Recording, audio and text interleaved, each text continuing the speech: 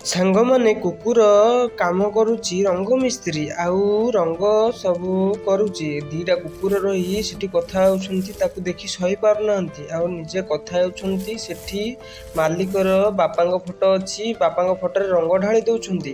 ମାଲିକର ବାପାଙ୍କ ଫଟୋରେ ରଙ୍ଗ ଢାଳି ଦେବାରେ ମାଲିକ ଆସି ବହୁତ ରାଗୁଛି।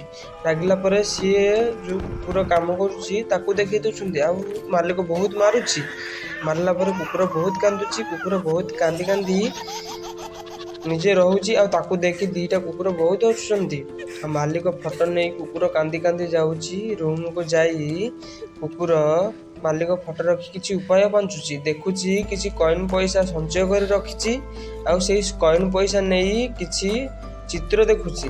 ଚିତ୍ର ଦେଖି ନେଇ ପୁରା ରଙ୍ଗ ସବୁ କିଣି ଆଣୁଛି। କିଣି ଆଣି ନିଜେ ଚିତ୍ର ଦେଖି ନିଜେ ଚିତ୍ର କରିବାକୁ ଲାଗୁଛି ଆଉ ଚିତ୍ର କରି ମାଲିକର ବାପାଙ୍କର ଚିତ୍ର କରି ନିଜେ ପ୍ୟାକିଂ କରିଦେଉଛି। ପ୍ୟାକିଂ କରି ନେଇଯାଉଛି, ନେଇଯାଇ ନିଜେ ମାଲିକକୁ ଦେଉଛି। ମାଲିକ ବହୁତ କାନ୍ଦୁଛି, କାହିଁକିନା ତାଙ୍କ